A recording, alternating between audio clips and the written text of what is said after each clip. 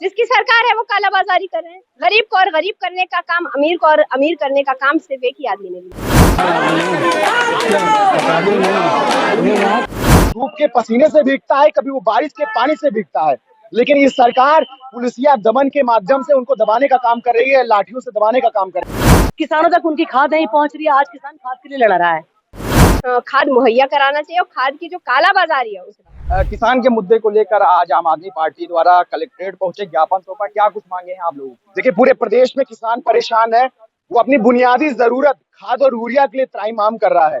पूरे देश से विचलित करने वाले वीडियो और फोटोज आ रहे हैं जिसमें किसान लाइनों में खड़ा है, कभी वो गर्मी में धूप के पसीने से भीगता है, कभी वो बारिश के पानी से भीगता है, लेकिन ये सरकार पुलिसिया दमन के माध्यम से उनको दबाने का काम कर रही है, लाठियों से दबाने का काम कर रही है।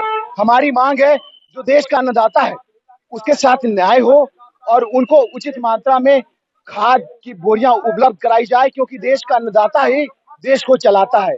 लेकिन ये देश में जिस तरीके से एक मित्रों के लिए काम करने का प्रचलन शुरू हो गया है वो देश के लिए घातक है। हमारी मांग है, जरूरत जो पैकेज हो सरकार जारी करे और खाद की बोरियों को जो ब्लैक कर रहे हैं, जो कालाबाजारी कर रहे हैं, इनके नेताओं का भी नाम आ रहा है, उनको जेल में डाले जिससे भविष्य में ऐसी समस्या ना आए। सरकार कह रही पर्याप्त मात्रा में खाद है, सब कुछ सही, किसान खुद से क्या लगता है, जैसे आप कह रहे आरोप लगा रहे कि चीजें नहीं मिल पा रही, तो क्या लगता है कौन जिम्मेदार है? देखिए, सरकार साफ तौर पे झूठ बोल रही है।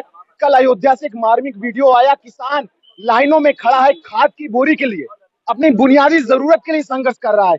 ये देश का दुर्भाग्य है, किसान अन्नदाता यूरिया और खाद के लिए संघर्ष कर रहा है। सरकार को सच स्वीकार करना चाहिए और जो भी कालाबाजारी में इनके लोग, इनके नेता, इनके ठेकेदार संलिप्त हैं, उन पर कड़ी से कड़ी कार्रवाई करनी। अब क्या कुछ कहें, कहाँ कहाँ कहें, किन किन सेक्टर्स में कहें। किसान ने इससे पहले भी 700 किसानों की शहादत हुई थी।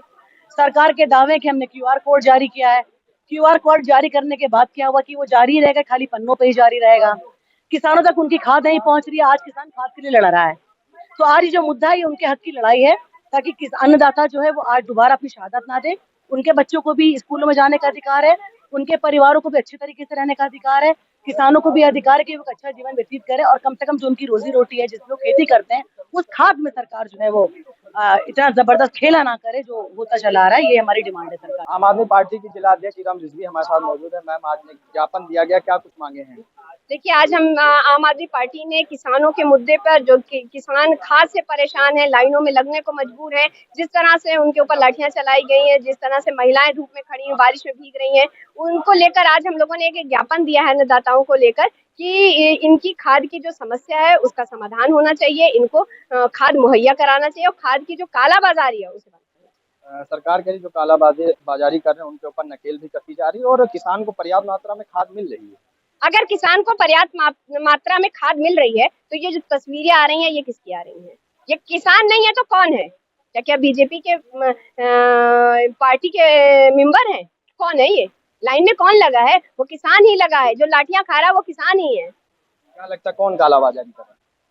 जिसकी सरकार है वो कालाबाजारी कर रहे हैं। गरीब को और गरीब करने का काम, अमीर को और अमीर करने का काम सिर्फ एक ही आदमी ने लिया है। जिला अध्यक्ष इरम रिजवी थे जिन्होंने किसान के मुद्दे पर अपनी बात रखी। उनका कहना है जो किसान है उनको पर्याप्त मात्रा में खाद नहीं मिल पा रही और खाद की कालाबाजारी हो रही है। न्यूज़ 7 हिंदी के लिए मोहम्मद आमिर, लखनऊ।